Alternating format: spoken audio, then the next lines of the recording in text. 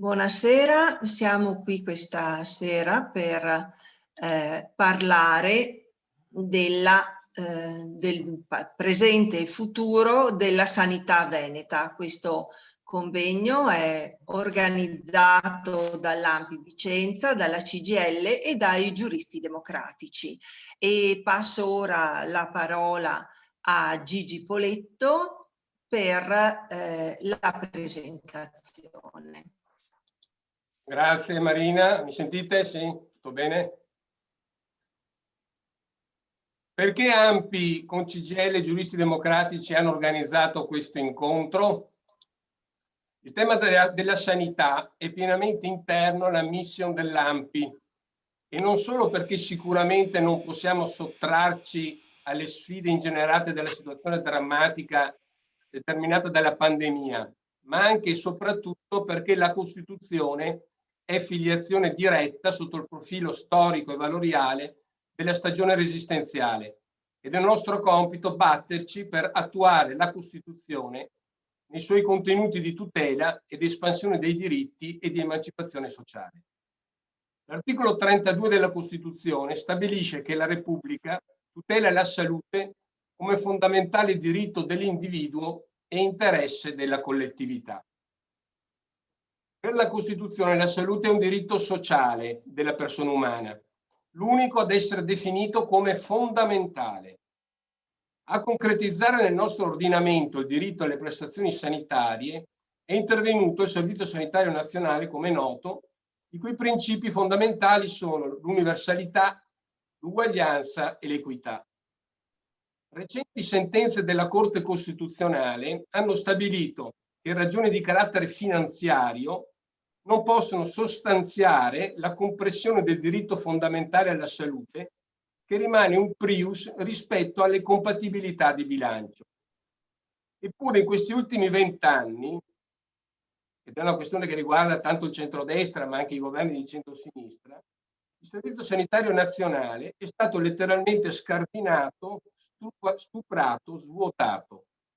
In queste condizioni l'Italia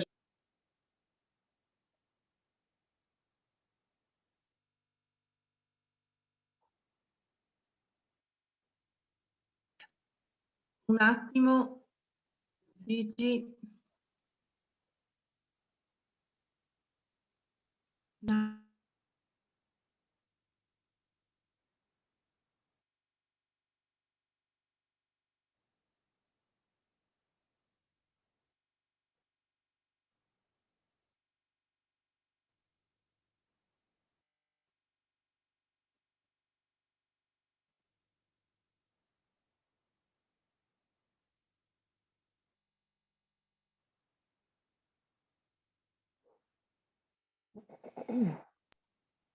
Sentite? Sì, adesso sì. Allora, in questi ultimi 20 anni il Servizio Sanitario Nazionale è stato letteralmente scardinato, stuprato, svuotato. In queste condizioni l'Italia si è trovata particolarmente esposta alla pandemia. Più in generale, il massacro di quel gioiello che era la sanità pubblica si deve a 3 fattori: il taglio ai finanziamenti e ai posti letto con il connesso spostamento di risorse al privato, la deterritorializzazione con l'abbandono di anziani e malati cronici, la carenza di personale sanitario. Il futuro sta in una diversa quantità e qualità di risorse destinate al Servizio Sanitario Nazionale e un potenziamento della medicina di base, della geriatria e della prevenzione. Oggi fare resistenza significa perseguire dunque il rafforzamento del sistema sanitario pubblico contro ogni monetarizzazione della salute. L'esperienza drammatica di questi mesi ci dice che vanno potenziati globalmente i sistemi sanitari pubblici in termini di risorse umane, risorse finanziarie, skills, know-how, ricerche e laboratori, presidi territoriali, programmazione. Occorre attivare una netta discontinuità, essendo i tagli di posti letto, il razionamento del personale, la riduzione del budget di spesa a vantaggio di soggetti privati, il mancato adeguamento tecnologico del sistema sanitario nazionale, azioni contrarie al dovere costituzionale di tutelare il nucleo fondamentale del diritto alla salute. L'incontro di oggi è interamente focalizzato sulla sanità veneta. La sanità veneta integra gli estremi di un modello e se sì, è un modello negativo o positivo? Quali sono i punti di forza e di debolezza, i pregi e i vizi del nostro assetto sanitario? Anche nella nostra regione si è affermato un processo di privatizzazione, con appesantimento dei ticket, decurtazione negli ospedali sul territorio a risorse umane e servizi, chiusura e svalorizzazione degli ospedali di vicinato, dilatazione delle quote di privato.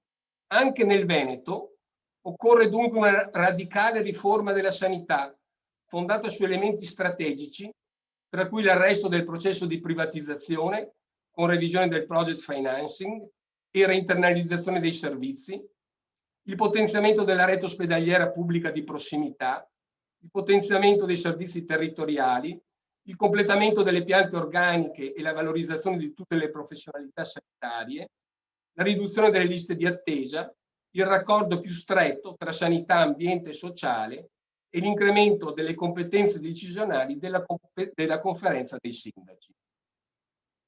Adesso io, dopo questa brevissima introduzione, cedo la parola a Mario Fagionato. Ricordo che abbiamo 7 relatori, per cui purtroppo, almeno nel primo giro, ogni relatore dovrà parlare 5-6 minuti. Prego Mario. Grazie, buonasera a tutti. Raccolgo l'invito di Gigi Poletto e vado subito al punto. Allora, come appunto ha ricordato Gigi, la Costituzione italiana riconosce il diritto alla salute e lo definisce un diritto fondamentale, è l'unico diritto che ha questo privilegio all'interno della nostra Costituzione. Diritto fondamentale dell'individuo, quindi. E però possiamo ritenere pacificamente che il diritto alla salute sia anche tutelato dall'articolo 2 della Costituzione, perché è sicuramente un diritto inviolabile dell'uomo. Anzi, è a tal punto inviolabile da costituire il presupposto per il godimento degli altri diritti. E essendo intimamente connesso al valore della dignità umana, quindi si parla di diritto ad una esistenza degna, si rientra nell'ulteriore previsione dell'articolo 3. Ma è sicuramente all'articolo 32 che dobbiamo riferirci, questo magnifico, stupendo articolo, definisco io, per comprendere in che cosa consiste il diritto alla salute e in più in generale quali sono i principi informatori del sistema sanità. Ed allora il contenuto del diritto esplicitato nel primo e nel secondo comma dell'articolo 32 riconosce appunto un diritto alla salute che è un diritto complesso perché comprende vari elementi, la tutela costituzionale all'integrità psicofisica, ma anche il diritto ad un ambiente salubre, quindi in termini di prevenzione, e ancora, da un lato il diritto alle prestazioni sanitarie, ma dall'altro la libertà di cura, cioè in altri termini il diritto di essere curato ma anche di non esserlo.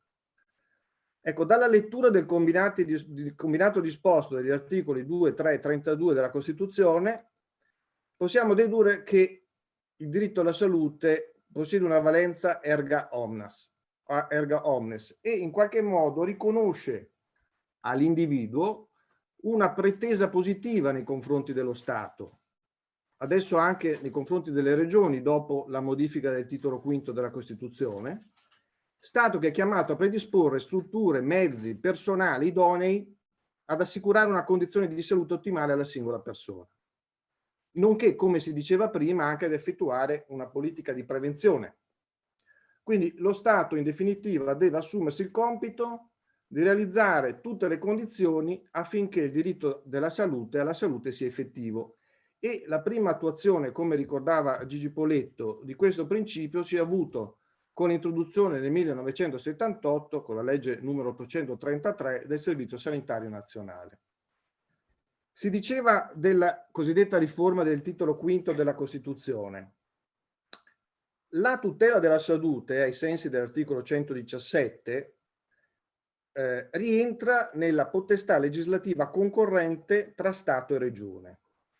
Di conseguenza, lo Stato ha il compito di definire i principi fondamentali della materia, ma la disciplina al dettaglio è rimessa al legislatore regionale.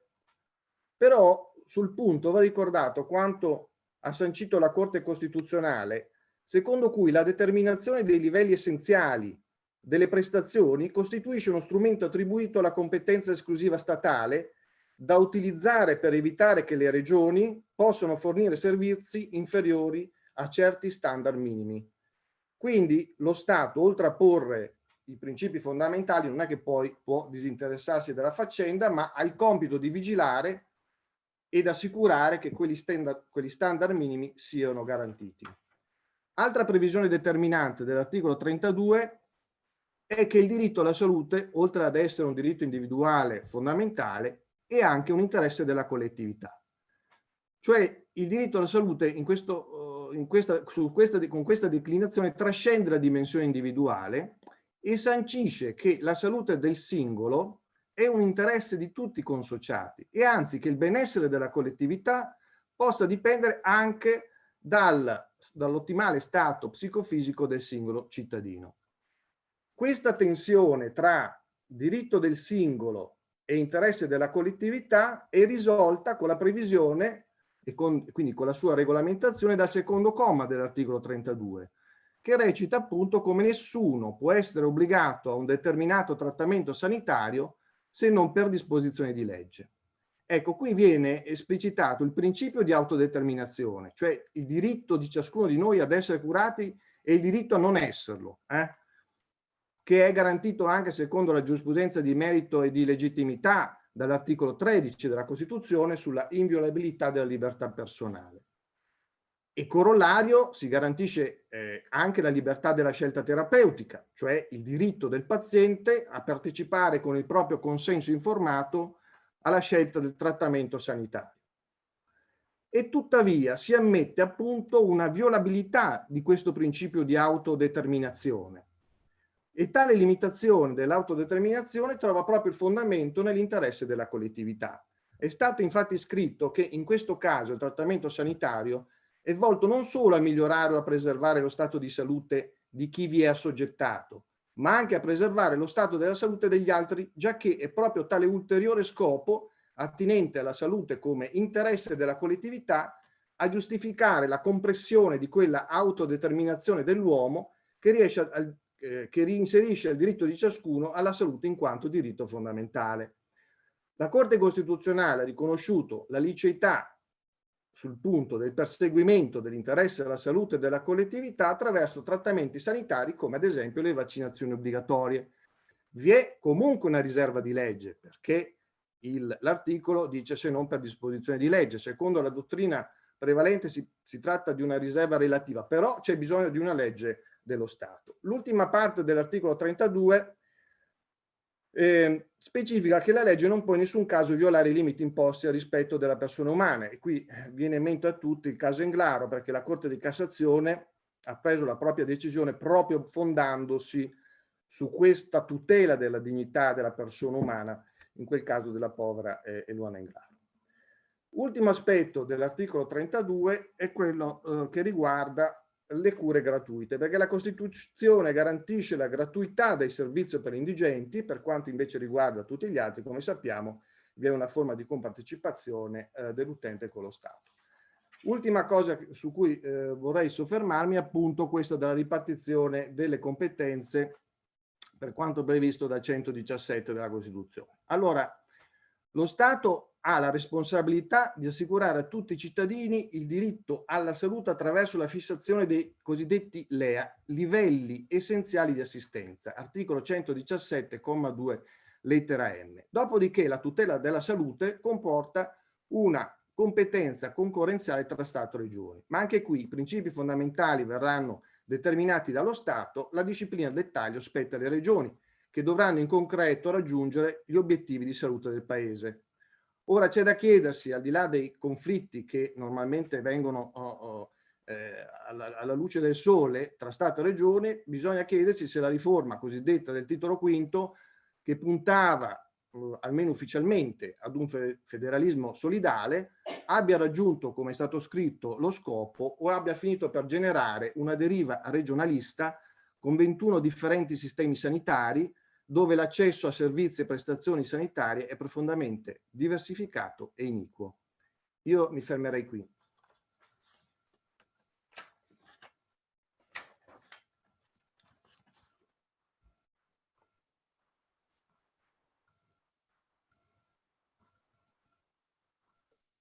Vai Marina. Bene, ti avevo ridato l'audio, ma presento io il successivo relatore. Diamo la parola allora a Franca.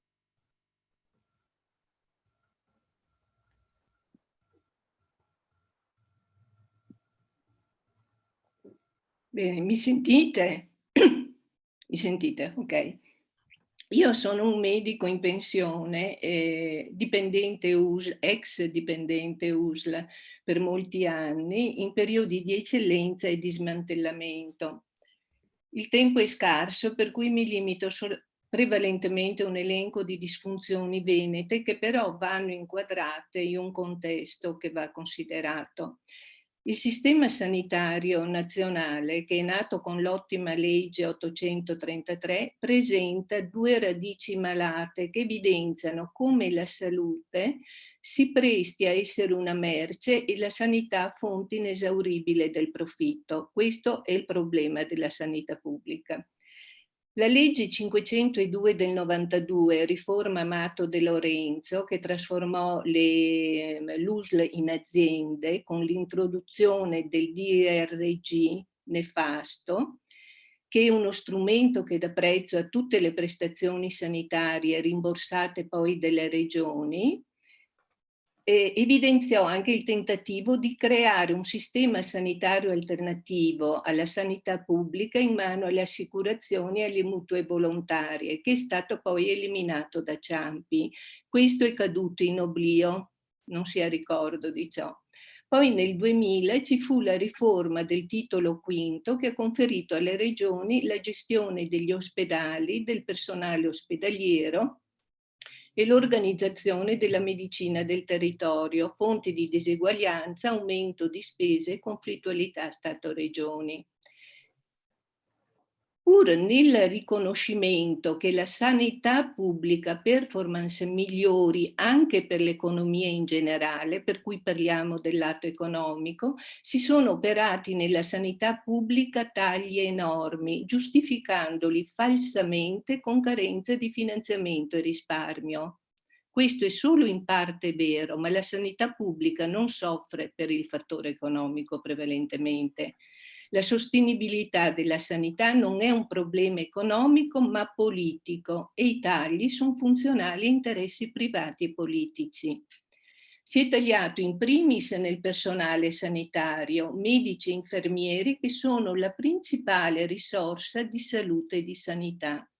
Da non dimenticare che il rapporto medico-paziente e la scelta del medico con la prevenzione sono le colonne portanti della salute e della sanità pubblica. Carenza di personale è denunciata da molto tempo, però mai affrontata.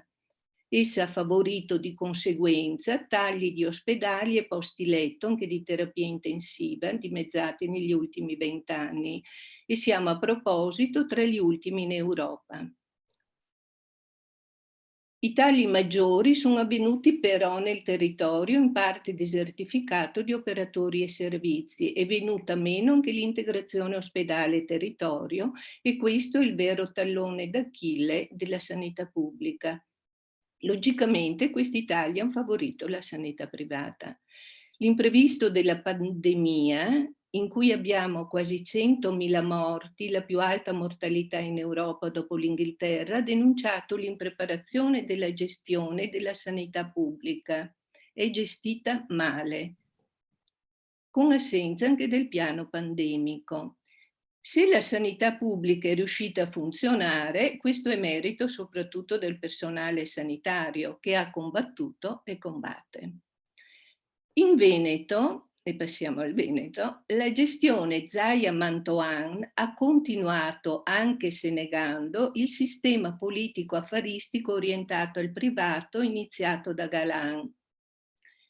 Nefasta è stata la creazione dell'azienda zero con accentramenti di potere, assenza di controllo, distacco dalla realtà sanitaria degli ospedali e del territorio. Sono mondi staccati, diversi, poco collegati, con giochi truccati. Da un lato c'è l'abile gestione politico-personalistica della sanità ai fini del consenso politico, dall'altro i tagli con spostamento di enormi quote di soldi pubblici sul privato convenzionato, seguendo il modello lombardo. Infatti ci sono analogie tra Veneto e Lombardia. I tagli sono pressoché simili nella rete ospedaliera e nei posti letto ospedaliero, nel numero di adulti per medico di base e nella spesa sanitaria pro capite. In particolare in Veneto i tagli dal 2002 al 2019 hanno riguardato il personale, meno 1300 medici, con record di medici che emigrano quasi 1 su 5 e di infermieri, conseguente tagli di posti letto ospedalieri, meno il 20%, e anche dell'area intensiva con accorpamento dei reparti, cioè tutti i tagli sono relativi al taglio in primis del personale. Pur nel mantra meno ospedale più territorio, nel mantenere la denominazione USLA, cioè sociosanitario con un ricco organigramma di servizi, il territorio è stato ed è silenziosamente, questo non se ne parla, e sta verificandosi anche adesso, perché i tagli continuano, non sono del passato. E il territorio è desertificato di organico e di servizi, si danno prestazioni e non più servizi. I tagli hanno riguardato distretti sanitari, poliambulatori, consultori familiari, assistenza per minori ed età evolutiva, servizi per disabili, servizi dei dipartimenti di prevenzione, per esempio lo Spisa e altri.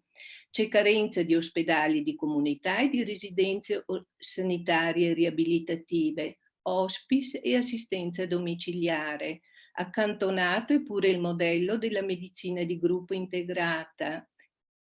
I medici di base non bastano. L'integrazione ospedale-territorio, che era un fiore all'occhiello della regione, è saltata. Manca la riforma delle IPAB. Naturalmente questa carenza ha favorito strutture sanitarie e sociosanitarie private accreditate. Tali carenze e la pandemia hanno fatto sì che la sanità veneta cedesse più di 9.700 decessi su 97.000 nazionali. Tale cedimento, accompagnato ad un eccesso di presenza di Zaia con annunci exploit intestandosi virtù anche scientifiche, è stato favorito dal distacco dal professor Crisanti, affidandosi a tecnici di fiducia politica però meno competenti, da incompetenza gestionale che negli ospedali ha favorito un tasso di contagi 4 volte superiore a quella del resto della popolazione, con carenza di organizzazione, dispositivi di protezione e nelle RSA e case di riposo un elevato numero di decessi con una drammatica scarsità di personale. Mancata attivazione del tracciamento, carente applicazione delle delibere della Giunta regionale di maggio e giugno 2020, che ha aggravato la prevista seconda ondata pandemica di novembre e dicembre. Ci sono stati 5.000 decessi contro i 2.000 della prima ondata. Mancata assunzione di personale, carenza di posti in terapia intensiva, uso massiccio di tamponi rapidi sconsigliati da Crisanti, difficoltà di tracciamento con assenza dell'app Zero Covid annunciata e il restare in zona gialla con addolcimenti dei dati trasmessi all'Istituto Superiore di Sanità. Questo dimenticando che chi ricopre un ruolo decisionale è corresponsabile del disastro annunciato. Attualmente persistono scarsa capacità di gestione con difficoltà di collaborazione e scambio di informazioni tra i vari servizi, soprattutto nei dipartimenti di prevenzione. Ultima equivoca vicenda nell'ottica del fai da te e l'acquisto dei vaccini che non giova ai cittadini disorientati. Ecco, c'è un asservimento della salute al potere economico di cui è responsabile la classe politica e che ha indebolito la sanità pubblica, e questo si è evidenziato ancora di più con la pandemia. I soldi che sono finiti in questi anni impropriamente nella sanità privata accreditata devono essere investiti soprattutto nel personale, e si prevede che prossimamente, alla fine della pandemia, gran parte ancora del personale sanitario dipendente lo lasci. Poi nel territorio, che deve essere considerato investimento e non spesa, e deve acquisire la stessa importanza dell'ospedale. In Veneto l'attuale gestione della sanità ha intaccato la sanità pubblica e si rischia di portarla al collasso, cioè la situazione è molto pesante. È un momento di responsabilità e mi auguro che serva un'operazione verità e un bagno di realtà.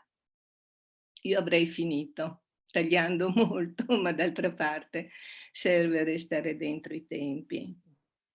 Ti ringraziamo e passiamo la parola allora a Giulia Miglioranza. Mi sentite? Sì. Buonasera a tutte e tutti. Io diciamo, inizio il mio intervento partendo da un paio di osservazioni rispetto al tema della Costituzione. All'articolo 32 ne ha fatto riferimento sia l'avvocato Mario Fagionato che Gigi Poletto. Salute come fondamentale diritto dell'individuo e interesse della collettività. Lo diceva Gigi Poletto prima, questo passa attraverso il Servizio Sanitario Nazionale, attraverso la sanità pubblica. Ha già detto lui appunto che c'è stato un importante disinvestimento. A me piace anche provare a dare qualche numero che dia traccia di quanto disinvestimento ci sia stato, perché se nel decennio 2009-2019 appunto c'è stato un sostanziale disinvestimento che nel 2019 ha visto 116 miliardi di euro sulla sanità pubblica con un taglio di circa il 2% reale, nello stesso periodo c'è stata una crescita di circa il 4% della sanità privata, che nel 2019 è arrivata a circa 38 miliardi di euro. Ora, il 2020 ha visto, nostro malgrado chi ha scelto di fare i tagli, un'inversione di tendenza dovuta allo scoppio dell'emergenza sanitaria, che da un lato ha comportato l'esigenza di mettere risorse umane e finanziarie all'interno del sistema per provare a reggere l'urto della pandemia, ma dall'altro ha visto anche la sospensione di importanti prestazioni sanitarie, sia di degenza che ambulatoriali, non urgenti. Per quanto riguarda l'immissione di risorse, noi abbiamo visto che c'è stato un tentativo di provvedere all'assunzione di personale, di lavoratrici e lavoratori che abbiamo provato a rappresentare, che comunque non sono sufficienti, perché si è parlato di carenze d'organico e i lavoratori che rappresentiamo ce lo raccontano giorno per giorno, lavoratori che abbiamo provato a rappresentare pervicacemente con le ULS, nel tentativo di rappresentare le loro difficoltà, le loro richieste di avere presidi, dispositivi di protezione individuale, conoscenza delle riorganizzazioni continue, che hanno vissuto mesi di grandissima pressione e che davvero è stato molto complesso rappresentare, e che hanno parlato dell'etica degli eroi. Ecco, rispetto a questo sono stati veramente meritori nel tenere in piedi un sistema in grande difficoltà. Dicevo però che dall'altro lato c'è vista la sospensione di importanti prestazioni sanitarie non urgenti per garantire la tenuta del sistema. Ora, il rapporto Censis sulla sanità pubblica privata intermediata, che è stato pubblicato alcune settimane fa, riporta un dato del Ministero della Salute relativo a luglio 2020 che parla di un taglio di circa il 40% delle prestazioni su base nazionale per i soli primi 6 mesi dell'anno, con 309.000 ricoveri in meno e circa 23 milioni in meno di accertamenti diagnostici e visite specialistiche. Ora, si è trattato di prestazioni rinviabili, non urgenti, ma che in larga parte dovranno essere recuperate. L'andamento della curva dei contagi e le difficoltà di approvvigionamento dei vaccini rendono estremamente difficile un'analisi che guardi al dopo pandemia. Ma il riavvio delle prestazioni, che anche nella nostra regione Veneto doverosamente sono ripartite, ci pone davanti un punto di delicatezza su cui dovremmo prestare grande attenzione. Infatti, se prima della pandemia 28 prestazioni su 100 andavano al privato, la preoccupazione è che questo numero rischi di aumentare significativamente a causa della necessità del nostro sistema sanitario di recuperare il tempo perso, diciamo, in questi mesi, che se non viene associato a un'immissione di risorse in grado di fronteggiare questa sfida rischia veramente di creare degli spazi ulteriori al privato di cui si è parlato. Perché importante appunto non è solo la riduzione delle liste d'attesa, ma anche il modello attraverso cui questo obiettivo viene raggiunto, e molti attori del privato in questi mesi hanno sottolineato l'esigenza di un maggiore intreccio, di un maggiore coordinamento, una maggiore relazione tra settore pubblico e privato.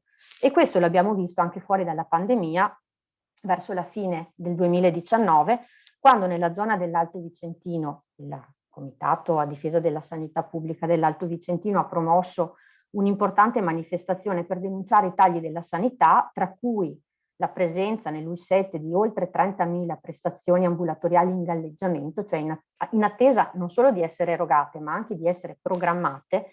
Ecco che in quel periodo quello che a noi risulta è che la Regione, per cercare di provare a dare qualche risposta a questa criticità, abbia appunto sostenuto strutture private.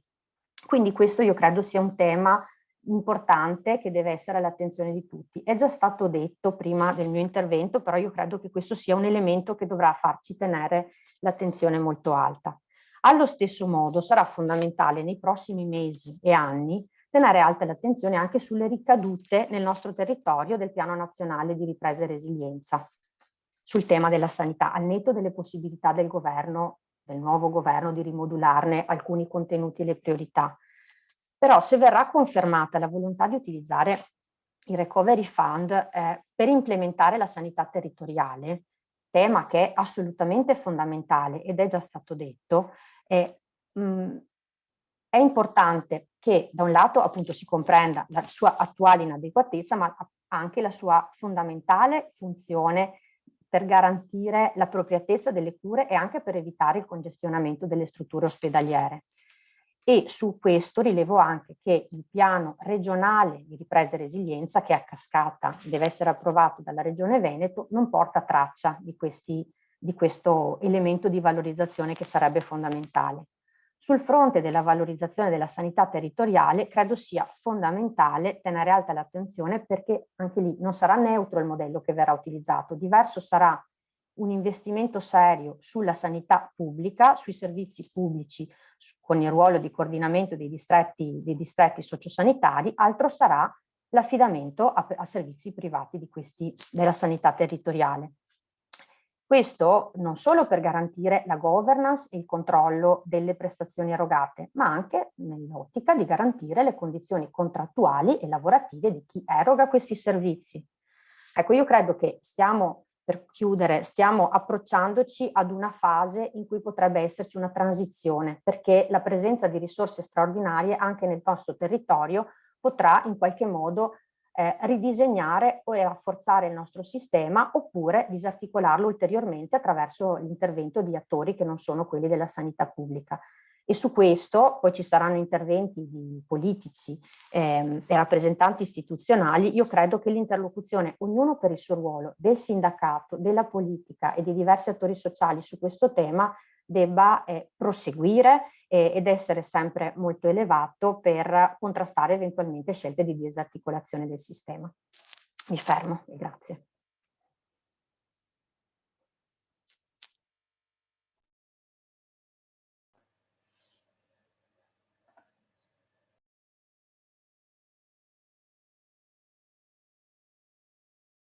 Buonasera. Devi riattivare l'audio ancora.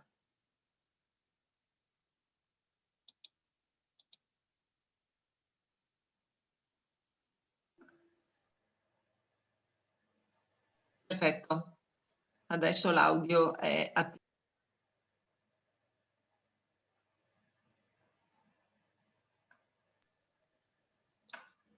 Erika, poi Mi sentite? sì. Ok, un attimo che metto le cuffie così ci sentiamo anche meglio. Eccoci qua. Beh, intanto ringrazio tutti per l'invito, grazie Gigi, grazie a tutti quelli che insomma hanno voluto partecipare. È sempre un'occasione anche per chi fa questo tipo di lavoro, tra virgolette, come il mio, come quello di Cristina, come quello di Giacomo, essere a contatto con le persone per recepire i bisogni, le istanze, le proposte, se ce ne sono eventualmente. Io sono in Commissione Sanità e solo da questa legislatura intendo approcciarmi e occuparmi proprio di tutte le tematiche inerenti a questo enorme campo che è anche quello più importante, che ci riguarda tutti e anche e soprattutto a livello regionale è quello maggiormente affrontato, dato che insomma è una competenza concorrente, come è stato citato anche prima, ed è estremamente importante. Qualcuno ha già ripercorso quello che avrei voluto dire anch'io, iniziando a parlare dei vaccini, dalle ultime novità che insomma abbiamo sentito tutti quanti. Io credo che su questo fronte non si possa assolutamente creare un mercato dei vaccini, fare una concorrenza dei vaccini a livello regionale o a livello di Stato italiano nei confronti degli altri stati, perché la necessità in una pandemia è quella di arrivare tutti allo stesso grado di vaccinazione, tutti con gli stessi vaccini, perché altrimenti non avrebbe senso avere un territorio, una fetta di popolazione vaccinata e un'altra che invece non ha avuto lo stesso trattamento. Sarebbe assolutamente, oltre che iniquo, anche abbastanza inutile dal mio punto di vista. Quindi su questo aspetto, quello dei vaccini, bisogna fare molta attenzione ed essere molto seri, quello che purtroppo non abbiamo visto nell'ultimo periodo. Mi riferisco alle ultime vicende che hanno coinvolto insomma, il nostro presidente della Regione Veneto e l'intera regione, insomma. Poi probabilmente su questo potremmo anche chiedere un consiglio regionale straordinario, visto che è da un bel po' che non si sente e non risponde alle domande dei consiglieri regionali, ma soltanto a quelle della stampa, che come sappiamo purtroppo molto spesso diciamo, è più restia a parlare contro un certo potere qui in Regione del Veneto e dà molto invece spazio alla figura del Presidente. Altra questione è il tema delle RSA. Io mi sto occupando per quanto attiene la mia zona, quindi conosco abbastanza anche i problemi di origine economica che stanno affrontando tutte le residenze per anziani, ed è anche questo un tema che va toccato. Mi pare che finora non abbiamo visto granché. Parlo in generale, non mi sto riferendo al caso della regione in generale, insomma, a fronte di minori entrate non c'è stata un'azione corrispondente dall'altra parte, e credo che prima o poi di questo bisognerà occuparsene, se non vogliamo veramente creare ancora più problemi di quelli che già hanno le RSA. Inoltre, forse, credo, insomma, dovremmo saperlo tutti, nell'ultimo scorcio dell'ultima legislatura abbiamo fatto una commissione d'inchiesta sulla gestione del coronavirus all'interno delle case di riposo, che ha partorito, possiamo dire, un topolino. Gli effetti di questa non si sono visti. Mi chiedo se sia il caso di riattivarla, di insomma, vedere cosa è andato storto, cosa si può migliorare e cosa si può fare da adesso in avanti. Soprattutto magari portando a termine quella riforma delle IPAB, tanto auspicata anche dal Presidente Zaia, faceva parte di uno di quei punti del programma che aveva illustrato ancora nel 2015, ma mai portato a termine. Insomma, non si sa che fine abbia fatto quel progetto di legge. Altra questione, l'avete citato voi, quella delle privatizzazioni. Anch'io preferisco dare conto dei numeri, dei risultati Nelle schede ospedaliere del 2012 avevamo posti letto per un totale di 21.000 unità. Con le schede ultime, quelle del 2019, ne abbiamo 17.000, quindi insomma sono numeri importanti, e le variazioni in termini percentuali sono nel pubblico meno 20%, nel privato accreditato ovviamente abbiamo un rialzo del 16%. Questi sono numeri, quindi da qui si parte per fare una disamina successiva.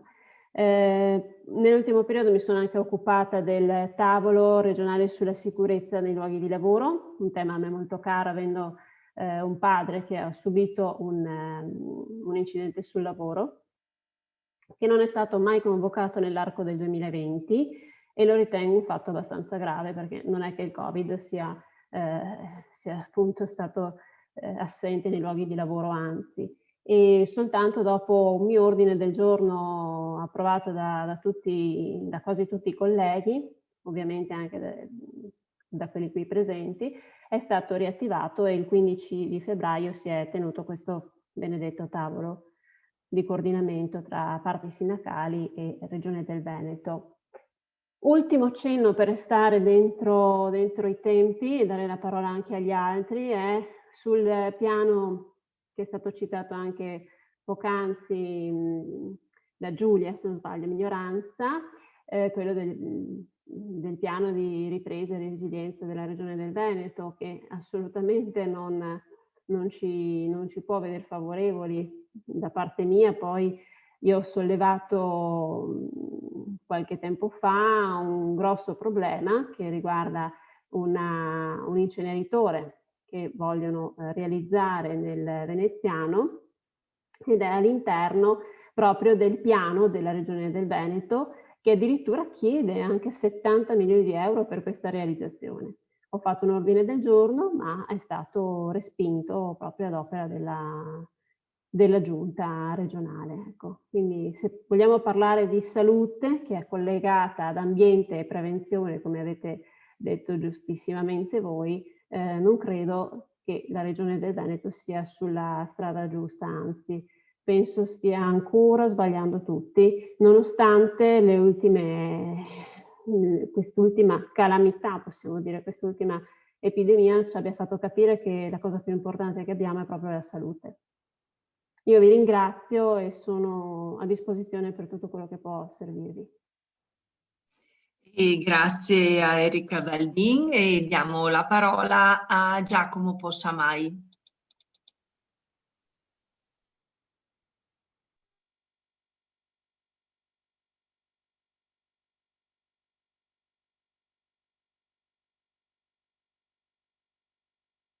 Giacomo, puoi intervenire. Mi sentite? Sì, sì, perfetto. No, dicevo, grazie veramente dell'opportunità e dell'occasione di essere qui con voi stasera. Tante cose sono già state dette, per cui non rientro sui temi già toccati. Provo a sviluppare un ragionamento partendo da alcune cose sono dette, ma su fronti diversi. In più di qualcuno, nel senso che sicuramente l'ha fatto Giulia, l'ha fatto anche la dottoressa Ardi, avete fatto un ragionamento su sanità privata versus sanità pubblica in Veneto. C'è un punto, io non sono un tecnico ovviamente, quindi non entro in quella disamina, c'è un punto politico profondo però su questo tema, e che in Veneto viene toccato troppo raramente, ed è questo. In Veneto in realtà la privatizzazione è stata mascherata, nel senso che in Lombardia Formigoni ancora, perché non era l'ultimo presidente, era ancora, e neanche Maroni, è stato addirittura Formigoni, quindi andiamo a almeno 20 anni fa, fa una scelta, e la scelta è dire: io penso che il privato possa fare meglio, o comunque a un prezzo inferiore, a un costo inferiore rispetto al pubblico, una serie di servizi sanitari, e quindi, diciamo così, sposto una quota molto rilevante della sanità in direzione del privato. Però che cosa fa? Lo dice, lo dichiara, e diventa una scelta politica su cui si può essere più o meno d'accordo. Ovviamente non appartengo a quelli che sono d'accordo, né la forza politica che rappresento in consiglio regionale lo è, però è una scelta che mette davanti gli elettori, diciamo così, davanti a una decisione: che modello di sanità vuoi? In Veneto è capitata una cosa diversa, cioè la quota che si è spostata ufficialmente di investimento pubblico nel privato, cioè di soldi che dalle casse pubbliche vanno verso il privato, in realtà in Veneto non è particolarmente cresciuta negli anni, è cresciuta diciamo complessivamente di un paio di punti negli ultimi 10 anni, che rispetto ad altre regioni italiane è un dato assolutamente basso. È capitata un'altra cosa. La privatizzazione è accaduta di fatto, cioè se io faccio in modo che una persona per avere una prestazione sanitaria debba aspettare 3, 4, 5, 6, 7, 8, 10, 15 mesi, se quella persona se lo può permettere, prende e dritta come un fuso si prenota una visita nel privato con l'URP che sottovoce ti dice, guardi, il CUP, scusate, che sottovoce ti dice, guardi, noi non possiamo, però se invece la visita se la prende privatamente gliela diamo in un tempo molto più rapido. Allora, questa roba qui, che vantaggio ha per chi governa? Che non si vede nelle statistiche, o meglio, non è una cosa che vedi nel bilancio della regione, perché sono soldi che da Mario Rossi, privato cittadino, finiscono dentro alle casse della SRL o SPA che dà la prestazione sanitaria in questione, per cui lo si vede guardando quanto sono cresciuti, e mi pare che Giulia Mignoranza aveva fatto un passaggio su questo prima, i bilanci delle realtà che operano privatamente nella sanità. E in Veneto sono cresciute tanto, 3 miliardi di euro, se non ricordo male, è quello che hanno speso mediamente i veneti tra 2018 e 2019 su quel fronte, solo per dare una dimensione della quantità di spesa su quel fronte. Quindi qual è l'elemento di differenza fra Lombardia e Veneto in questo senso? È che la Lombardia fa una scelta politica. Il Veneto mette i suoi cittadini nelle condizioni di rivolgersi al privato perché il pubblico non dà risposte. Perché è peggio ancora questa roba qui?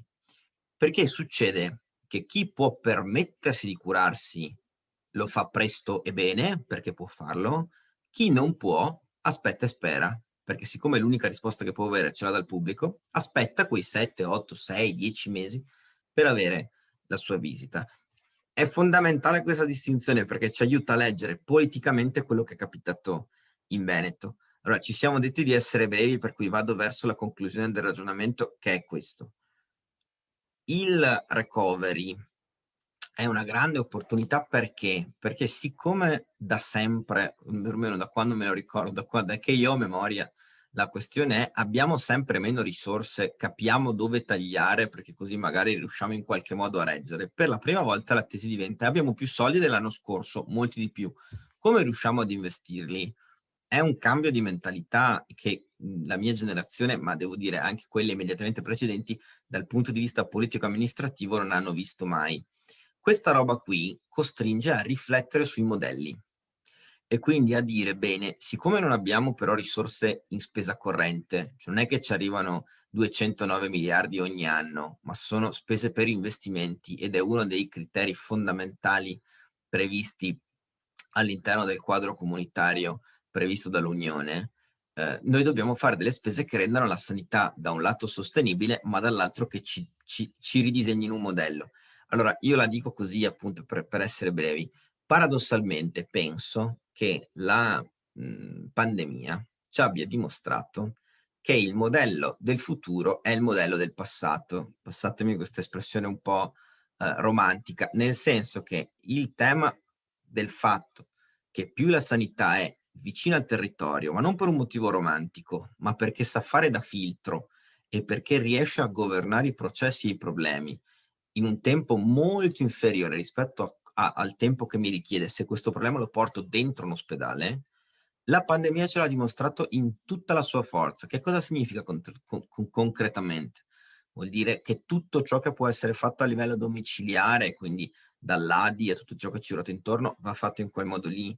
Vuol dire che tutto ciò che ruota intorno a un distretto sanitario io lo devo potenziare perché tengo fuori dall'attività ospedaliera tutta una serie di attività di prevenzione, vuol dire che per stare sulla prevenzione, sulle dipendenze, io ci devo investire. Vi faccio solo questa battuta, non faccio nome e cognome dei medici perché non sarebbe giusto, ma ho avuto l'occasione di incontrare nelle ultime settimane un paio di medici che lavorano nel mondo dipendenze, quindi nei SERD del Veneto.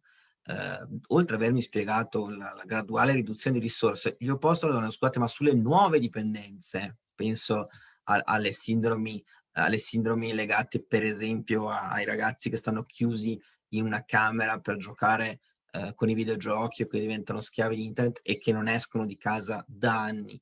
C'è uno studio, c'è un lavoro? E lui mi risponde in maniera molto sincera, guardi, non abbiamo i soldi per curare dipendenze storiche, si figuri se riusciamo a fare ricerche, attività e un lavoro su quella roba lì. Dopodiché che uno stia chiuso in casa perché è tossicodipendente, perché ha problemi con l'alcol, perché ha problemi con il gioco d'azzardo, lo faccia perché sta davanti a un computer e non ha più una vita sociale, non ha più un lavoro, non cambia niente, è solo che questa qui è arrivata dopo. E quindi questa roba qui oggi in Veneto non ha nessuno che se ne occupi. Perché? Perché mancano i fondi e gli investimenti. Allora, in questo senso siamo chiamati a una sfida radicale, che è quella di dire, bene, per la prima volta ci sono le risorse.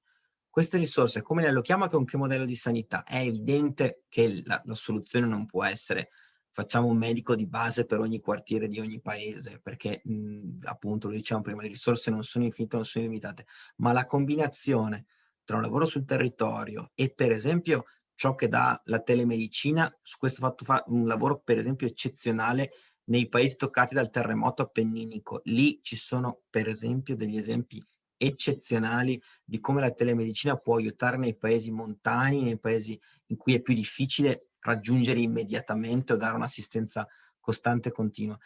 Una combinazione di questi elementi è un modello che secondo noi può fruttare. È evidente che il Veneto in questo deve fare la sua parte, ma che una quota rilevantissima di questo disegno sta in capo al governo, perché è vero che di fatto il sistema sanitario, diciamo, nella sua attuazione ha un ruolo preponderante delle regioni, ma questa è una cornice e un disegno sugli obiettivi che deve arrivare da Roma, a cui poi le regioni possono dare un contributo importante. Penso sia questa la sfida, anche perché è una sfida che ci consente di smascherare la narrazione che abbiamo visto in questi anni che, e chiudo su questo, come vi dicevo prima, era distantissima dalla realtà e per la prima volta i cittadini, poi la pandemia questa roba l'ha fermata, ma per la prima volta i cittadini anche del Veneto se ne stavano accorgendo. Cioè l'impressione che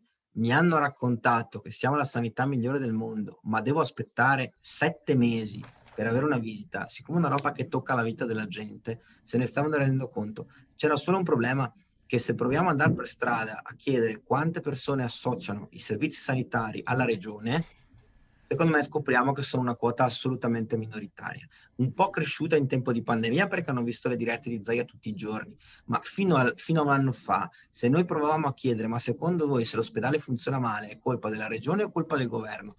Il 90% ti rispondeva è colpa del governo. E se noi non siamo in grado di associare le responsabilità alle azioni politiche, è evidente che anche dal punto di vista del consenso elettorale diventa assolutamente impossibile provare a raccontare un modello diverso. Sono stato più lungo di quello che volevo, per cui mi taccio e grazie. Grazie a Giacomo Possamai. Diamo la parola a Carlo Cunegato. Buonasera a tutti, vi ringrazio per avermi invitato.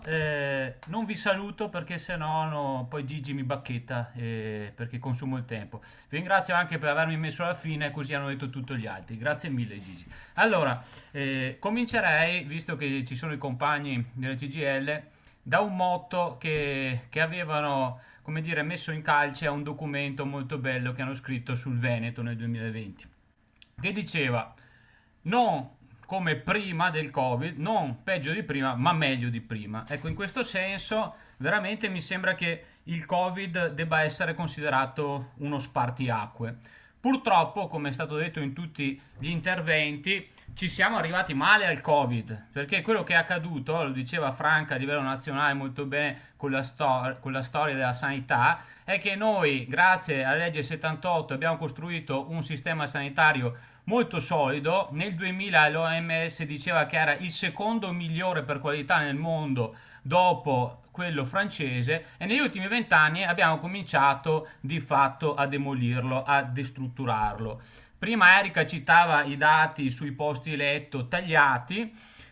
Possiamo dare un dato in generale che è secondo me molto eloquente. In Giappone ci sono 13 posti letto ogni 1000 abitanti, in Germania sono 8, in Italia sono 3,2 e noi che siamo la regione più brava del mondo, più efficiente, ne abbiamo 2,65. Se sei ancora più sfortunato e vieni da Schio, a Sant'Orso nell'Alto Vicentino sono 2,2. E poi che cosa dice Anao Assomed? Dice un'altra cosa interessante, che abbiamo gli stessi medici ospedalieri della Toscana, peccato che abbiamo 1.300.000 abitanti in più. Quindi non avere neanche qua la favoletta solita della Lega che quando le cose vanno bene è merito nostro e quando vanno male è colpa di Roma, perché se abbiamo molti meno medici della Toscana qualche responsabilità sicuramente c'è ed è nostra. Prima Giulia citava il dato del 28% delle visite nel privato. Ecco, diciamolo chiaramente, collegandosi a quanto detto anche da Mario Fagionato, ma esiste ancora il diritto alla salute per tutti? No, perché il Censis lo ha detto chiaramente, 800.000 veneti hanno rimandato una cura, hanno rinunciato a curarsi. Quindi fa bene l'ANPI a promuovere questo tipo di iniziative, perché la Costituzione è di fatto tradita, e scusate se uso un lessico novecentesco, forse démodé, ma stiamo ritornando a una sanità di classe. E allora chiediamoci perché mancano questi medici. È vero che forse Roma ha sbagliato non concedendo troppe specializzazioni, è vero anche che bisogna ricordare che il fabbisogno viene deciso da Venezia e dalla regione, ma chiediamoci perché i medici se ne vanno dalla sanità pubblica. Questa è la questione. Qual è il metodo della gestione? Prima Franca citava il duo delle meraviglie, no? Mantoan-Zaia. Ecco, bisogna dirlo chiaramente, non solo c'è un'aziendalizzazione, ma c'è un modello di azienda fordista-taylorista, produzione in serie di medicina. Io ho medici che mi raccontano che fanno 80 visite al giorno, una ogni 5 minuti e 20 secondi, cioè è una cosa disumanizzante. E ora questo è un punto, è un elemento. L'altro elemento è c'è un clima di intimidazione pazzesca. Sta gente ha paura di parlare, ha paura di denunciare, e voi capite che questo è un problema grave perché lo stesso amministratore non riesce a conoscere la sanità che dovrebbe di fatto gestire e rispetto alla quale dovrebbe decidere. Guardate che medici che hanno detto qualcosa durante la pandemia adesso sono contattati da giornalisti e amici miei e non parlano più. Allora perché la gente se ne va? A Schio hanno chiuso il centro di salute mentale, no? Adesso ne hanno riaperto una cosa, come dire, 3 mattine, ma c'erano i 3 psichiatri, sono andati via, vanno nel privato, vanno in burnout. Ecco, per farvi un quadretto veramente secondo me eloquente, sapete che cosa sta succedendo nell'Alto Vicentino? Cioè noi abbiamo 5 medici su 21 al pronto soccorso e gli altri vengono chiamati dalle cooperative. Vedete, l'altra forma della privatizzazione mascherata è la esternalizzazione. Quando Giacomo giustamente diceva di Zaia che privatizza senza dire che privatizza, è furbo lui, no? È l'unico a non aver fatto la riforma della RSA. Adesso nella nostra RSA Montecchio abbiamo perso 110 dipendenti che sono andati a lavorare nelle cooperative, un pezzo di pubblico che se ne va, ok? Ma ortopedia a Sant'Orso rischia di chiudere. Ecco, al pronto soccorso assumono neolaureati delle cooperative che vengono formati dagli infermieri, cioè ragazzetti 25 anni che devono far fronte a situazioni, come dire, di emergenza e si trovano a doverlo fare senza essere mai stati formati. Ecco, 3 anni fa c'erano 14 cardiologi, tra un mese ce ne saranno 7, ci sono 3 medici su 8 a neurologia. Ecco, scusate se ho fatto un bollettino piuttosto tragico, ma questa è la verità, no? Altro che eccellenza. E poi ci si riempie sempre la bocca, come dire, della sanità del territorio. Ma sapete che nell'Alto Vicentino no, io ho i numeri, ci sono 48 medici su 120 che hanno più di 65 anni, il che vuol dire che da qua a 3 anni usciranno di scena e qua non c'è stato nessun tipo di progettualità, nessun tipo di previsione. Allora, sapete che i medici oggi possono avere il massimale di 1500 pazienti. Come vuoi risolvere la questione Zaia? Aumentando il massimale, cioè portandolo a 2000. Questo cosa significa? Significa fondamentalmente che una società con una piramide demografica rovesciata con una base altissima, con tanti anziani, vuol dire che io ho di fronte un sacco di pazienti cronici e invece di diminuire il numero di pazienti per medici lo andrò ad aumentare, di fatto quindi compromettendo la qualità del servizio. Una battuta su Adi, no, voi sapete che la grande regione autonomista, no, il Veneto, ha appaltato a una cooperativa calabrese i prelievi. Questo no, non è la mia una battuta razzista evidentemente, ma cosa vuol dire? Che se prima c'erano gli infermieri del territorio, che andava da Gina, da Maria, che andava alla fine nella cooperativa dove c'era mai il ragazzino autistico che si faceva fare prelievo solo da lei, e quindi tutte queste figure che conoscevano i pazienti, facevano tutto un lavoro anche diagnostico, no? E quindi avevano le antenne alzate, erano ricettive e riuscivano quindi a fare poi anche un lavoro di prevenzione, non c'è più perché la cooperativa manda sempre gente diversa e questo evidentemente significa diminuire la qualità del servizio. E concludo di fatto segnalando la preoccupazione che aveva anche Giulia. Il Covid che cosa determinerà rispetto a queste tendenze? Cioè l'aumento della specialistica ambulatoriale nel privato, no? Segnala di fatto una tendenza a un aumento della privatizzazione nel futuro e rispetto ai numeri tragici sulla mancanza di personale medico, ecco, io sono convinto, ahimè, che quei medici che soprattutto hanno lavorato in frontiera, negli ospedali Covid, che sono esausti, molto probabilmente faranno, anche se magari prima mossi da una vocazione forte nei confronti della sanità pubblica, un pensiero per andare nel privato. Quindi purtroppo nei prossimi mesi questa tendenza non diminuirà ma aumenterà.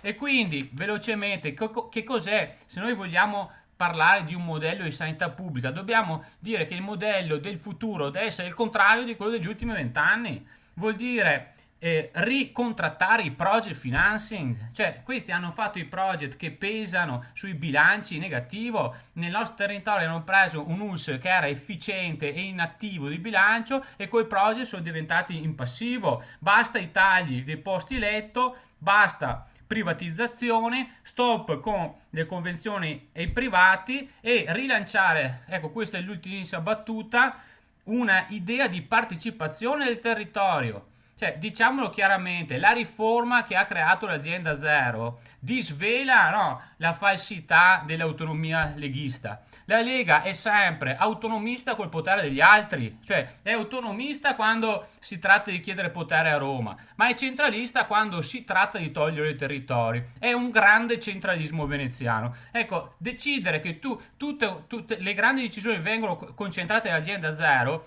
è un modello centralista e significa di fatto aver decretato la morte di quella sanità che aveva visto, come dire, il rifiorire della qualità in un modello invece orizzontale, dove dalla collaborazione di sindaci cooperative si rispondeva in maniera particolare a dei bisogni particolari. Bisogna ritornare lì. Grazie a tutti e buona serata. Ringraziamo Carlo Cunegato e diamo la parola a Cristina Guarda.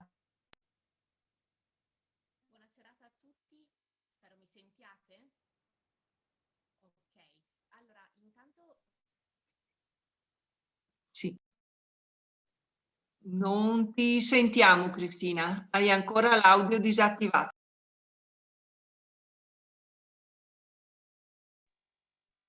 Ok, mi sentite? No, non sentiamo ancora, l'audio è attivato ma deve essere bassissimo. Mi sentite?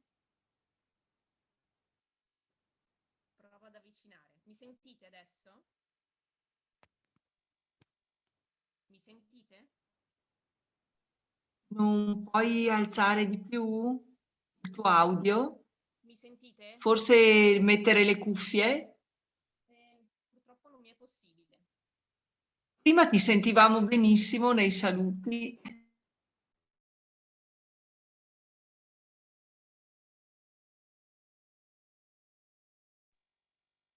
Mi sentite adesso? No, mi dispiace. Provo ad entrare con un altro account.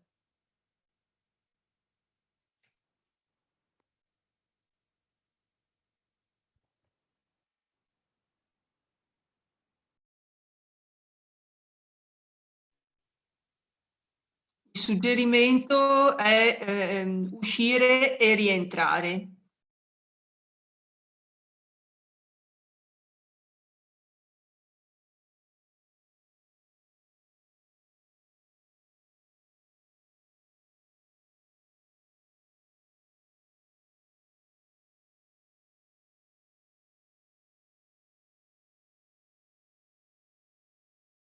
Dispositivo, intanto vi auguro buona serata e molto velocemente vorrei non soltanto ringraziare tutti coloro che hanno organizzato la serata, ma anche chi è intervenuto prima di me e ha dato una chiara visione e anche una immagine che non vado a ripetere se non portando un esempio ulteriore che certifica ciò che avete condiviso voi prima. Nel 2019, qui dal Vicentino vorrei volare per un momento a Treviso, a Monastieri in particolar modo, dove a 13 km dall'ospedale di San Donatre, 16 km da quello di Treviso e da quello di Oderzo e 30 km dall'ospedale Sant'Angelo è stato aperto un pronto soccorso privato.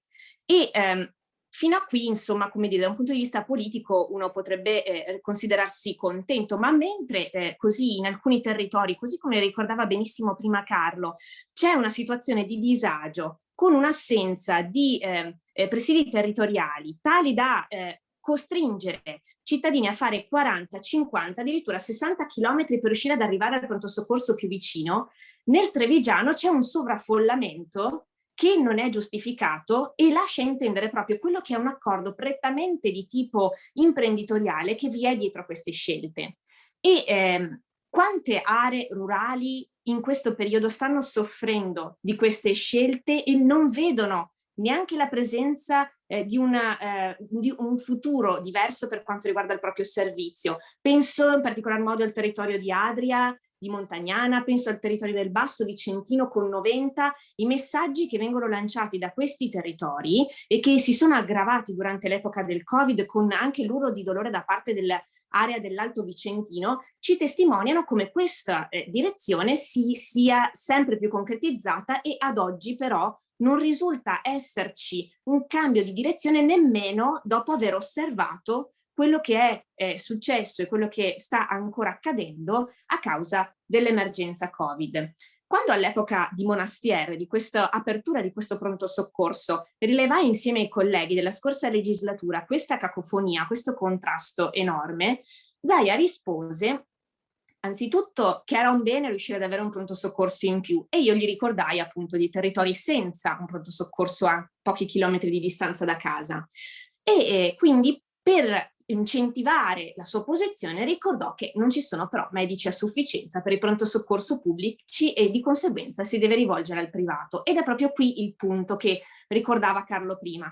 La fuga dei medici verso il privato e ciò che ci testimoniava anche Giulia perfettamente, la fuga dei medici in particolar modo verso o le stesse strutture dove lavorano con forme per esempio di contrattualistica in libera professione oppure in ospedali privati a pochi chilometri di distanza danno come conseguenza questa situazione di moria e di carenza all'interno del territorio e non è una questione come si ricordava legata semplicemente allo stipendio ma proprio al clima e al fatto che la prospettiva non è dei prossimi 5-10 anni di lavoro, non consente loro di pensare ad un cambiamento rispetto alle condizioni di lavoro d'oggi, non soltanto in termini orari, ma proprio a livello proprio di qualità, di opportunità di esprimere la propria professionalità al meglio, specie per le nuove generazioni, che mi testimoniano e ci testimoniano come anche la loro qualità e il loro livello di specializzazione e di innovazione della loro proposta professionale non venga valorizzato organizzato sufficientemente.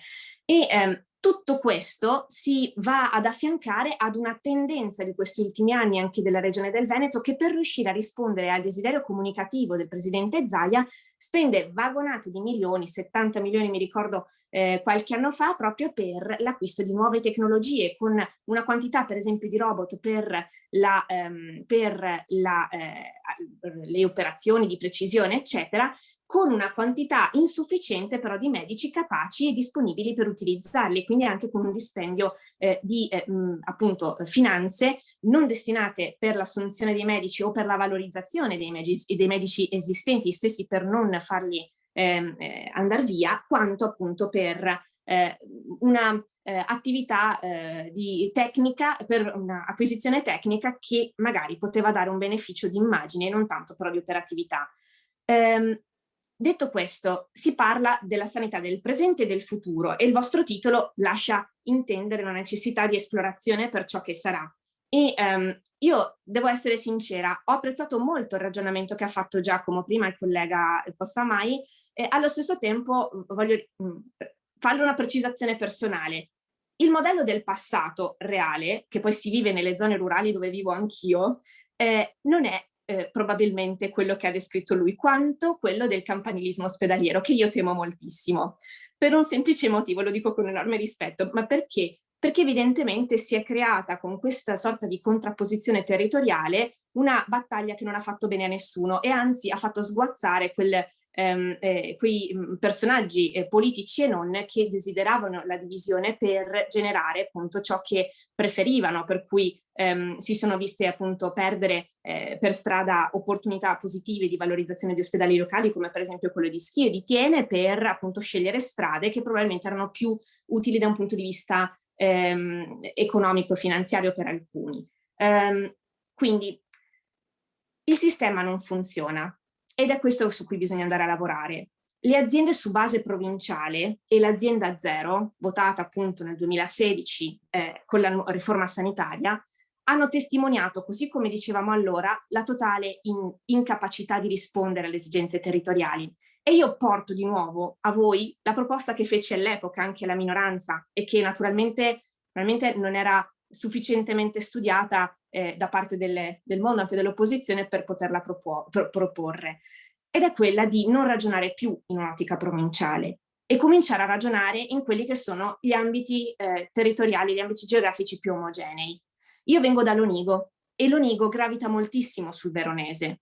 La connessione fra le professionalità che ci può essere specializzata dell'ospedale di Lonigo deve entrare in contatto non soltanto con il distretto ovest dell'Ussotto Berica o con l'Ussotto Berica, ma deve entrare a far parte della coscienza della sanità, delle strutture ospedaliere del territorio, dell'ambito geografico.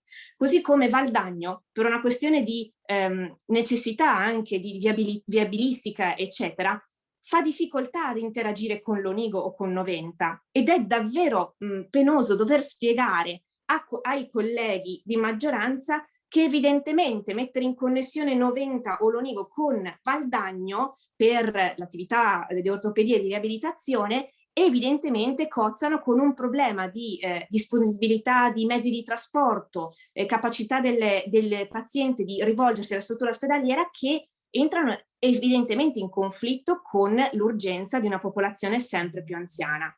Ed è per questo che bisogna ritornare a parlare di di un servizio socio-sanitario ben integrato nel territorio, come diceva prima bene Giacomo, ma capace di garantire nei territori rurali non soltanto la presenza del medico di base, della rete di medici di base, con un'organizzazione che non può essere, attenzione per le medicine, per la medicina integrata, se mai vorranno riattivarla in Veneto, visto che l'hanno cancellata, che deve essere diversa da quella organizzativa delle città, e poi calarsi invece all'interno di un territorio rurale molto difficile, che deve garantire al cittadino un accesso ambulatoriale più vicino, magari anche un servizio di interconnessione fra gli ospedali della appunto area geografica omogenea, e al contempo creare degli spazi dedicati per le necessità di tipo sociale, per un welfare per l'anziano, per la persona con disabilità, eccetera, garantendo quanto più possibile all'interno di questi spazi una sorta di nuova cittadella, nuovo spazio che non sia, come dire, escludente per la persona, ma sia inclusivo e quindi possa dare una possibilità anche di continuazione di una vita normale, nonostante l'esigenza magari di un'assistenza in più e di un controllo da parte di un operatore sociosanitario, un infermiere o medico. Quindi alla luce di questo, la prospettiva su cui anche insieme con Europa Verde stiamo lavorando, non soltanto a livello locale, ma a livello regionale e sovraregionale, è quello proprio di costruire questa base per far ritornare la sanità non più semplicemente come la creazione di un nucleo attorno al quale si esplicano piccoli ospedali rurali sempre più depotenziati, ma diciamo una rete invece di ospedali anche minori capaci di rivendicare la propria identità e capaci di creare servizio interagendo con gli ospedali vicini. Detto questo, io vi ringrazio del tempo che avete dedicato e mi scuso, ho chiesto agli organizzatori la possibilità di assentarmi un po' prima. Vi domando proprio scusa e domando scusa anche ai miei colleghi, però ecco, che questo sia un'occasione per ripartire bene anche in una collaborazione fra le diverse forze di opposizione, magari coinvolgendo anche componenti di maggioranza e sicuramente però cercando di accendere i fari non soltanto sulle questioni critiche, magari deboli da un punto di vista giudiziario che si stanno vedendo in questo periodo qui con la questione dei vaccini eccetera, no? Abbiamo visto anche la puntata di Piazza Pulita di ieri sera che non ha sortito alcun effetto sulla stampa veneta e questo conferma molti dei nostri pensieri, però allo stesso tempo appunto si deve concentrare nel far comprendere alla cittadinanza come questo sistema abbia completamente fallito e farlo appunto in maniera unitaria e sicuramente sempre più capace di creare la prospettiva di cambiamento. Vi ringrazio infinitamente del tempo. Grazie a Cristina Guarda e ridiamo la parola a Gigi Poletti.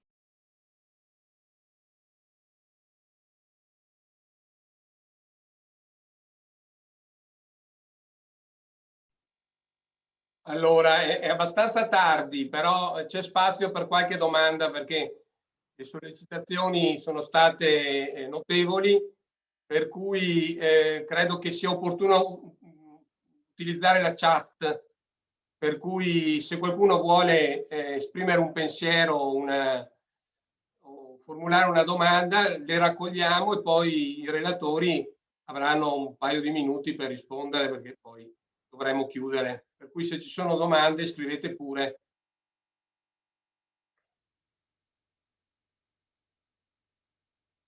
Salutiamo Cristina intanto, che aveva preannunciato.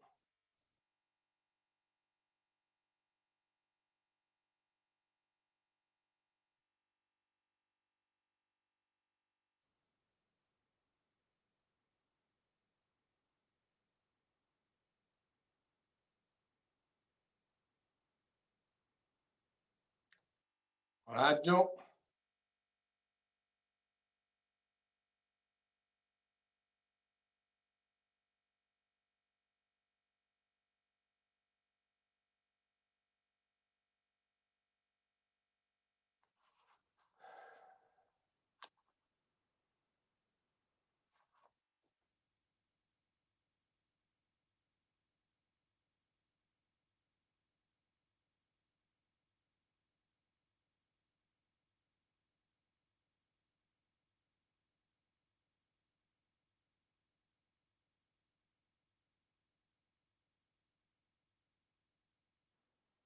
Qualcun altro?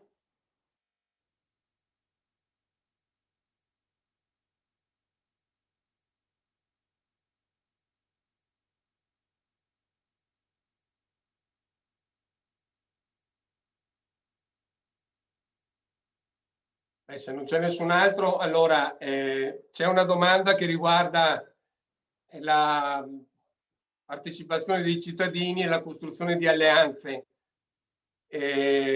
Comunque, visto che non ci sono domande, facciamo un secondo giro molto rapido prima di chiudere. Se volete dire qualcosa altro, i relatori integrare i precedenti interventi. Franca Ardi vuol parlare, anche Tiziano Coppiello, Patrizia Ferronato. Dunque, scusate, la Patrizia dice pareggio di bilancio in Costituzione, ci sono azioni giuridiche per cancellare questa contraddizione. Tiziano Coppiello, come tutte queste riflessioni possono trovare una manifestazione pubblica più efficace. Roberto Virgili, Associazione Psicologi in Farmacia, avete visto la domanda. Bene, ci sono 4 domande, poi integrate pure come relatori, anche in base agli interventi dei vostri colleghi.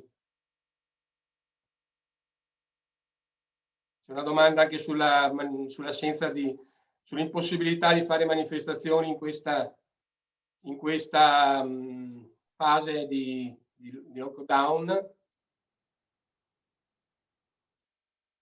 Allora, Franca, prego. Posso dire una cosa? Ecco, prima per la brevità di esposizione, non ho parlato molto del personale medico che conosco bene per esperienza. Ecco, io vorrei dire che il numero di medici in Italia non è che sia carente, è carente nella sanità pubblica. È carente anche come quantità di specialisti, perché le scuole di specializzazione formano un imbuto, ma i medici in Italia ci sono e che non vogliono andare a lavorare nella sanità pubblica. E adesso, dopo la pandemia, penso che ci sarà anche una fuoriuscita di medici. E sottolineo che i medici della generazione attuale o vecchia generazione sono medici di competenza. Quelli che vengono adesso introiettati anche velocemente per supplire alla pandemia sono medici giovani con scarsa esperienza e anche poco affiancati dalla competenza dei medici che se ne vanno. Cioè questa, la competenza del personale medico nella sanità pubblica penso sia un punto fondamentale, importante, perché la salute la fa il medico. Ecco, questa carenza di medici anche è favorita dai politici perché possono anche sviluppare, avere la giustificazione di sostituire la carenza dei medici con la telemedicina, con tecnologie a volte usate impropriamente. Questo va a rischio della salute del paziente. Questo lo dico per esperienza, per fatti che so. Ecco, la competenza, la gestione politica, la competenza dei medici può risultare fastidiosa. E anche l'esperienza evidente, lampante con Crisanti, questo può essere un esempio. Ecco, il personale medico competente nella sanità pubblica, carente, che manca e probabilmente mancherà, questa richiede una grossa attenzione da chi ci tiene nella sanità pubblica, soprattutto dai politici che vogliono impegnarsi in questo. Perché il problema della sofferenza della sanità pubblica è problema di gestione, è problema politico.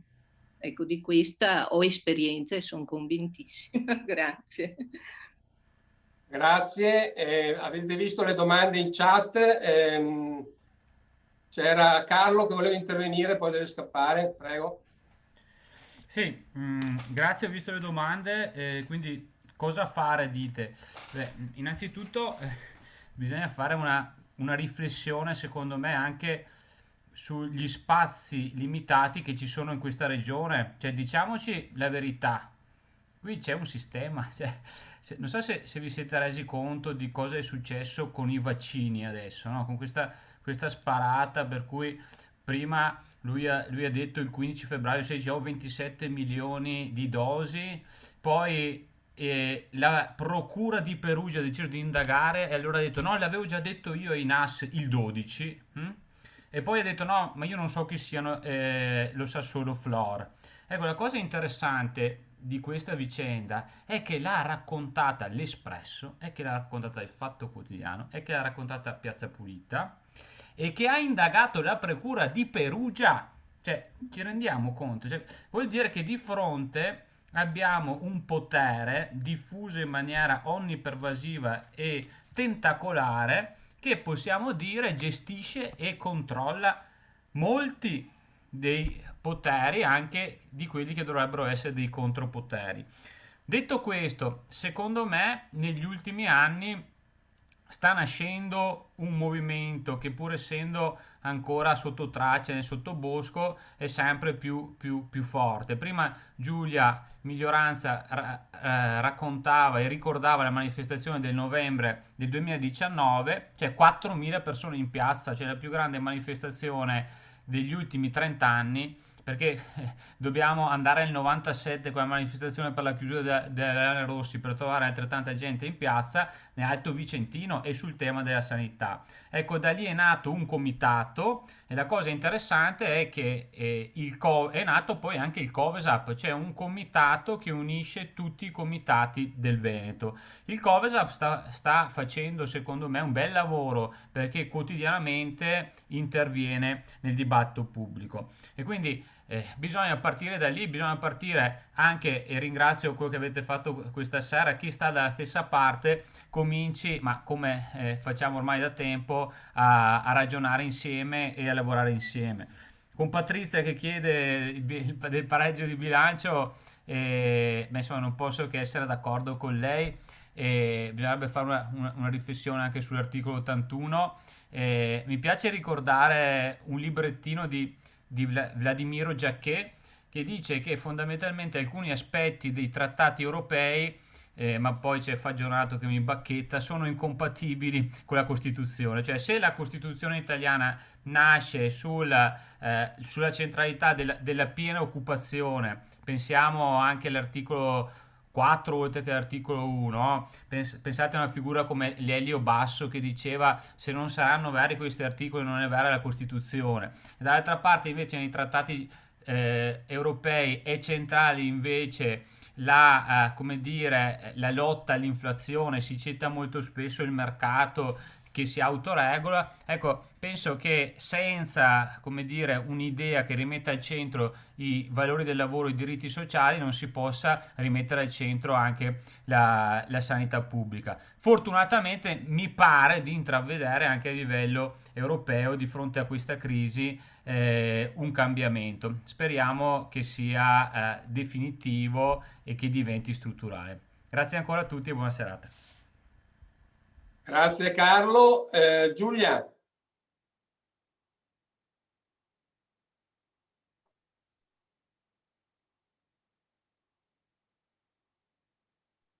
Eccola qua.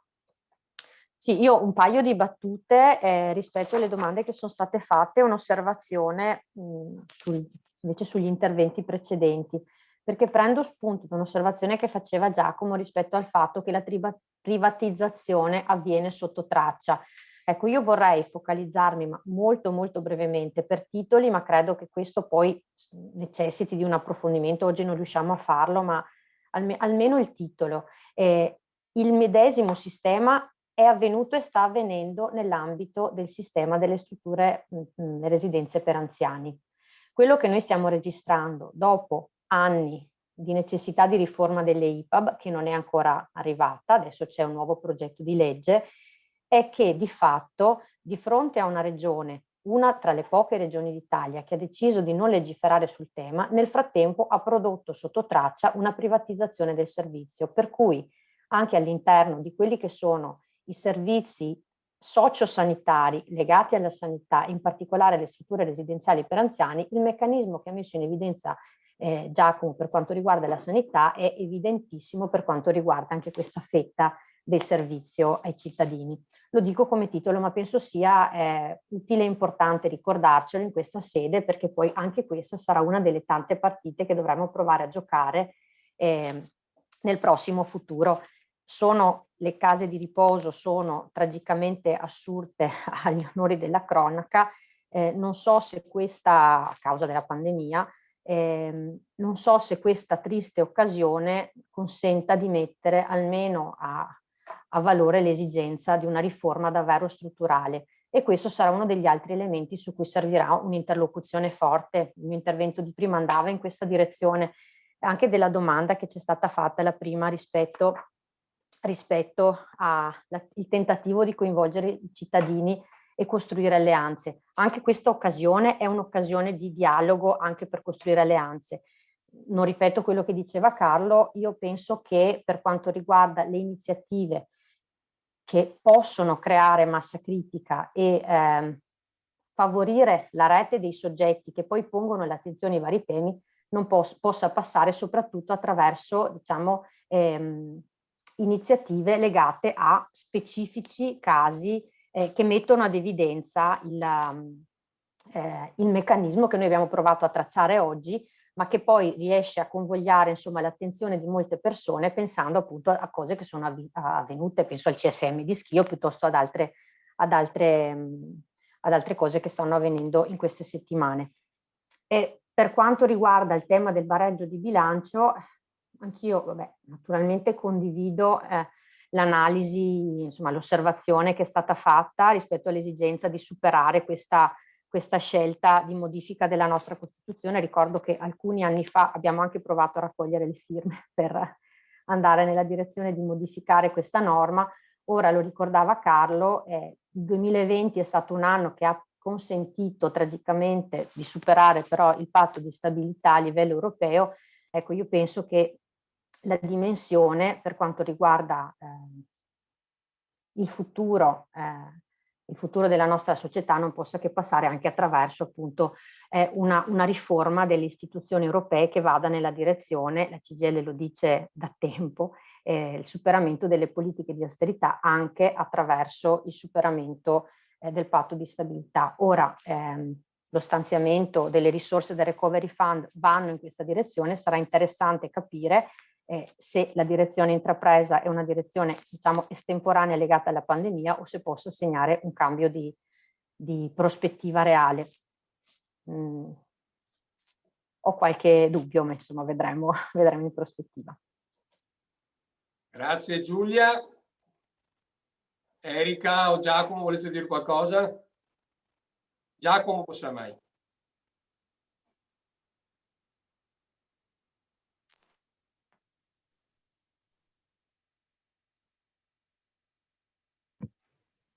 Sì, rapidamente, più per specificare un concetto che avevo detto prima e magari per recuperare qualcosa di quanto detto da Giulia adesso.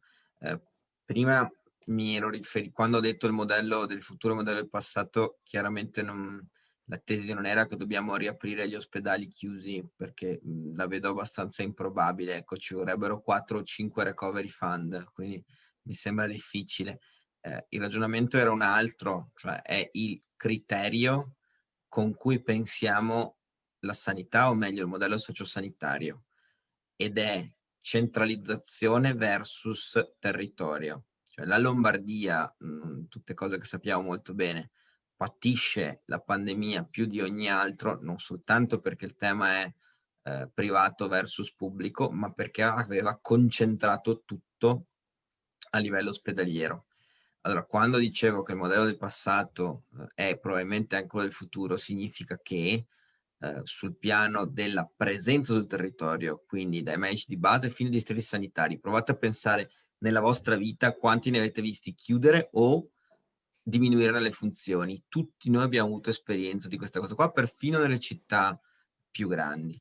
Quindi il tema è questo, cioè il fatto che la sanità non può essere pensata come un luogo che vive soltanto negli ospedali. E questo finalmente abbiamo la possibilità di, diciamo così, di radicarlo nel fatto che abbiamo i soldi per fare degli investimenti forti. La dico molto banalmente, abbiamo assunto, l'ha detto molto bene all'inizio la dottoressa Francardi, abbiamo dovuto per forza assumere medici, infermieri, operatori sanitari. Ecco, abbiamo fatto un'iniezione di forze fresche che tra l'altro non basta, e su questo c'è una responsabilità enorme della classe dirigente di questo paese. Io questo lo dico sempre. Perché è criminale che ci siamo ritrovati senza medici? Perché è la classica categoria su cui è possibile fare una previsione del, passatemi l'espressione, fabbisogno. Cioè non è che 10 anni fa, quando andavano programmate le borse di specialità, non si sapesse che andavano in pensione 1000 oncologi, e se tu però prevedi 200 borse, tu che 800 oncologi ti mancheranno, lo sai. Allora puoi non sapere se ce ne vogliono 205 o 200, ma lo sai che se ne programmi un terzo di quelle che ti servono avrai un buco enorme nel tuo sistema sanitario, perché ti mancheranno quelle professionalità lì. Perché siccome non stiamo parlando di una professionalità che si forma in un paio d'anni, ma una specialità a seconda di quale 5 o 6 anni ci vogliono, e in più tu hai bisogno che questi siano anche già laureati in medicina, perché non è che puoi pescarli dall'universo mondo. Se tu decidi di non programmare, pur consapevole che quella roba lì arriva, tu di fatto scientemente decidi di far saltare un sistema sanitario, cioè è qui l'elemento grave. E perché di fatto la politica ha previsto che era tutto sommato era meglio mettere qualche bonus in più in finanziaria piuttosto che fare programmazione in questa direzione. Quindi su questo bisogna essere chiari e duri, e la responsabilità sta nel centrodestra ma anche nel centrosinistra, perché non si sono viste francamente grandi inversioni di tendenza 10, 12, 8, 7 anni fa. Prendo queste date perché sono quelle che hanno avuto effetti diretti su quello che stiamo vivendo oggi. Un solo passaggio sul ragionamento che ho visto prima sulla comunicazione esterna. Adesso io non sono uno di quelli che dice che Zaia ha vinto solo perché comunicava bene, adesso che ci sono anche tante altre spiegazioni di natura politica, dopodiché perlomeno ecco, noi bene non comunicavamo di sicuro, per cui che questo sia un punto fondamentale, e che quindi dai social al tutto ciò che è stampa e media ai canali tipo WhatsApp, cioè per dire, qualcuno di voi c'è anche dentro, io da quando sono stato eletto ho attivato un canale broadcast su WhatsApp tramite cui faccio arrivare una volta alla settimana a tutte le persone che me lo chiedono le informazioni su cosa sta succedendo in regione e sulle principali attività che vengono fatte.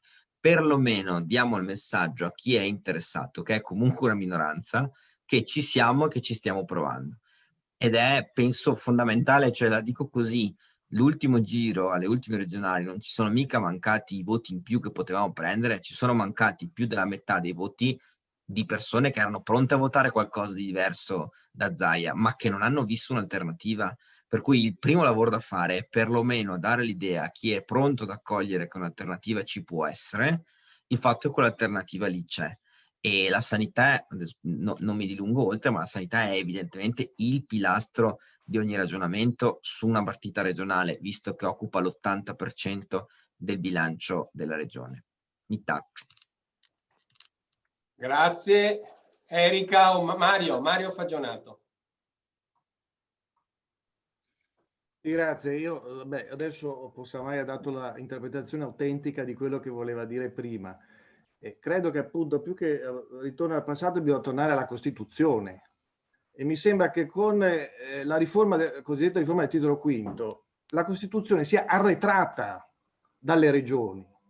Il diritto alla salute è un diritto fondamentale, non si può far cassa sul diritto alla salute.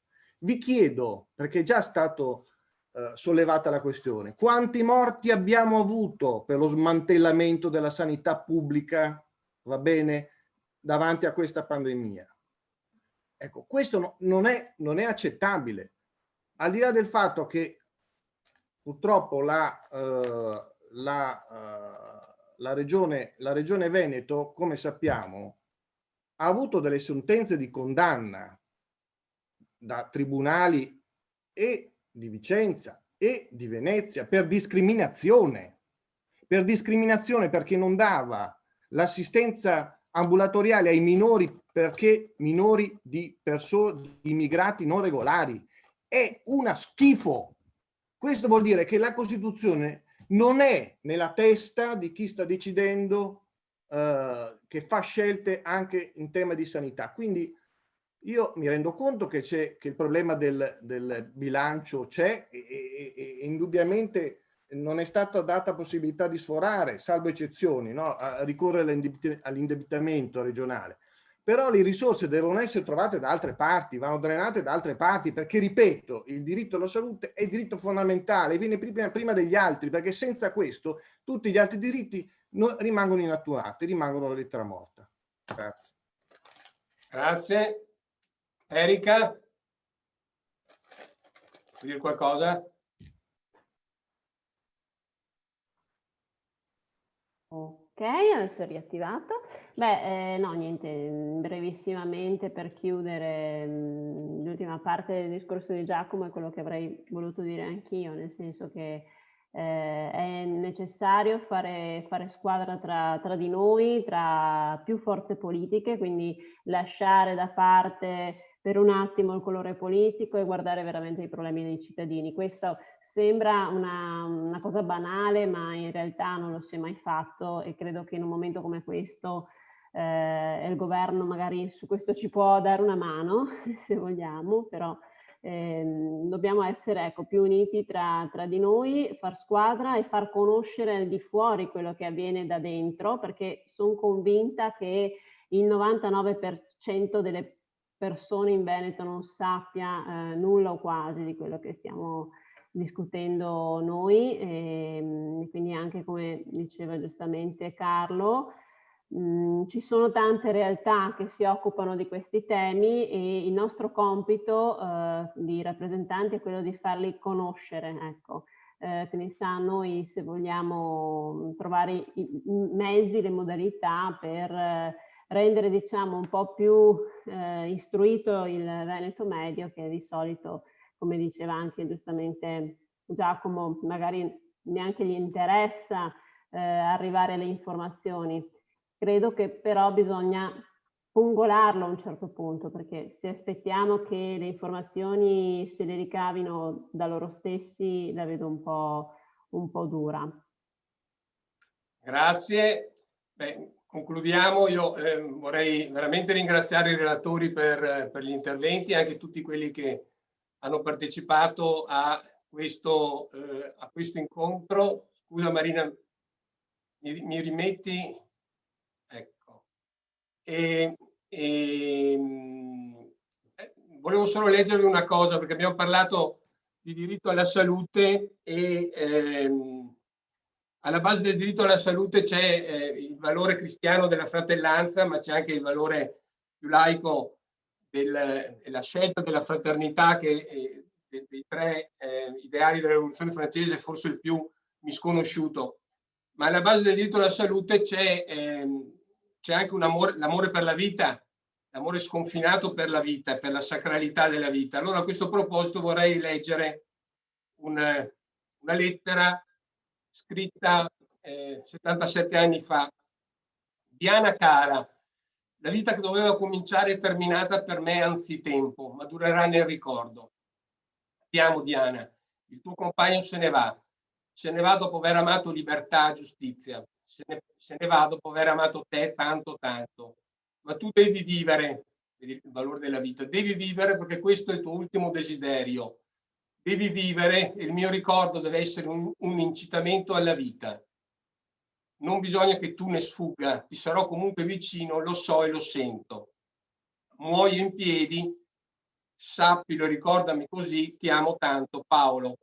Questa è una lettera scritta da Paolo Vasario, nome di battaglia Diano, di anni 33, medico partigiano nella 105esima Brigata Garibaldi Carlo Pisacane, catturato una prima volta nel gennaio del 44 e poi rilasciato.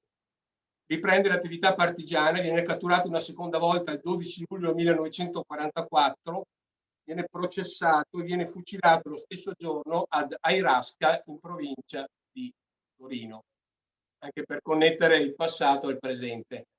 È stato un piacere, grazie a tutti, arrivederci. Ciao.